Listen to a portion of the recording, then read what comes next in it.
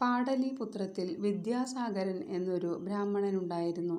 അദ്ദേഹം വേദശാസ്ത്ര പുരാണങ്ങളും 64 കലകളും പഠിച്ചു. എന്നിട്ടും അദ്ദേഹത്തിന് മതിയായില്ല. ഇനിയും ഇനിയും അറിവു നേടണമെന്നായിരുന്നു അദ്ദേഹത്തിൻ്റെ ആഗ്രഹം. തന്നെ പഠിപ്പിക്കാൻ പറ്റിയ ഒരു ഗുരുവിനെ അന്വേഷിച്ച് അദ്ദേഹം പല സ്ഥലങ്ങളിലും പോയി. എന്നാൽ തക്കതായ ഒരാളെ കണ്ടെത്തിയില്ല. ഒടുവിൽ അദ്ദേഹം മലഞ്ചെരിവിലുള്ള ഒരു കാട്ടിലെത്തി. അവിടെ കണ്ട കുളത്തിൽ നിന്ന് വെള്ളം കുടിച്ച് ഒരു അരയാലിൻ്റെ ചുവട്ടിൽ കിടന്നു.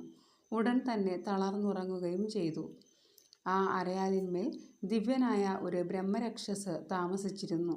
സുന്ദരനായ ഒരു ബ്രാഹ്മണ യുവാവ് ആൽച്ചുവട്ടിൽ കിടന്നുറങ്ങുന്നത് കണ്ട് ബ്രഹ്മരക്ഷസ് അദ്ദേഹത്തെ വിളിച്ചുണർത്തി ആരാണെന്നും എന്തിനു വന്നുവെന്നും ചോദിച്ചു. വിദ്യാസാഗരൻ ഉണർന്നപ്പോൾ ഭയങ്കരരൂപിയും ജടാധാരിയുമായ ബ്രഹ്മരക്ഷസിനെ കണ്ട് പരിഭ്രമിച്ചു. അദ്ദേഹം തൻ്റെ ഉദ്ദേശം ബ്രഹ്മരക്ഷസിനെ അറിയിച്ചു. ഇനിയും ഇനിയും അറിവു തരാൻ ബ്രഹ്മരക്ഷസിന് കഴിയുമെന്ന് തോന്നി അദ്ദേഹം തന്നെ പഠിപ്പിക്കാൻ അപേക്ഷിച്ചു. ബ്രഹ്മരക്ഷസിന് സന്തോഷമായി. ഞാൻ അങ്ങയെ പഠിപ്പിക്കാം. എന്നാൽ അങ്ങ് 6 മാസം ഭക്ഷണമൊന്നും കഴിക്കാതെയും വെള്ളം കുടിക്കാതെയും എന്നോടൊപ്പം കഴിയണം. വിശപ്പും ദാഹവും ഇല്ലാതെയിരിക്കാൻ ഞാനൊരു മന്ത്രം ഉപദേശിച്ചു തരാം. ബ്രാഹ്മണൻ സമ്മതിച്ച് പഠിപ്പ് തുടങ്ങി.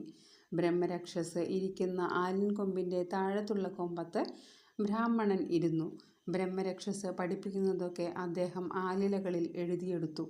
6 മാസം കഴിഞ്ഞപ്പോൾ ബ്രഹ്മരക്ഷസ് ബ്രാഹ്മണനെ അനുഗ്രഹിച്ച് സമാധി അടയുകയും ചെയ്തു. വിദ്യാസാഗരൻ പുതിയ അറിവുകൾ എഴുതിയെടുത്ത ആലിലക്കെട്ടുമായി നാട്ടിലേക്ക് മടങ്ങാൻ പുറപ്പെട്ടു. കുറച്ചു ദൂരം പോയപ്പോഴേക്കും മന്ത്രത്തിൻ്റെ ശക്തി ഇല്ലാതെയായതുകൊണ്ട് അദ്ദേഹത്തിന് വിശപ്പും ദാഹവും സഹിക്കാൻ വയ്യെന്നായി. സന്ധ്യയ്ക്ക് കലിംഗരാജ്യത്തെത്തിയ അദ്ദേഹം വലിയൊരു വീടിൻ്റെ പുറംതിണ്ണമേൽ ചെന്ന് കിടന്നുറങ്ങി. ആ വീട് മന്ദാകിനി എന്നും അലങ്കാരവല്ലി എന്നും പേരുകളുള്ള ഒരു നർത്തകിയുടേതായിരുന്നു.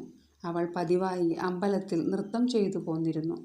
അന്ന് മന്ദാകിനി നൃത്തം കഴിഞ്ഞ് വീട്ടിൽ തിരിച്ചെത്തിയപ്പോൾ ഒരു ചെറുപ്പക്കാരൻ പുറം തിണ്ണമേൽ ബോധം കെട്ടതുപോലെ കിടന്നുറങ്ങുന്നത് കണ്ടു. അവൾ ഒരു വൈദ്യനെ വിളിച്ച് യുവാവിനെ പരിശോധിപ്പിച്ചു. വൈദ്യൻ പറഞ്ഞു, ഇയാൾ വല്ലതും കഴിച്ചിട്ട് 6 മാസമെങ്കിലും ആയിട്ടുണ്ടാവും. ഇപ്പോൾ തീരെ ബോധമില്ല.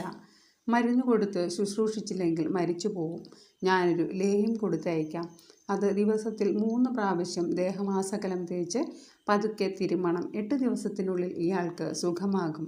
വൈദ്യൻ പറഞ്ഞതുപോലെ മന്ദാകിനി ബ്രാഹ്മണനെ 8 ദിവസം മുഴുവൻ രാപ്പകൽ ശുശ്രൂഷിച്ചു. 8-ാം ദിവസമായപ്പോൾ അദ്ദേഹം സുഖമായി എഴുന്നേറ്റിരുന്നു. കഴിഞ്ഞുപോയ കാര്യങ്ങളെല്ലാം അദ്ദേഹത്തിന് ഓർമ്മ വന്നു.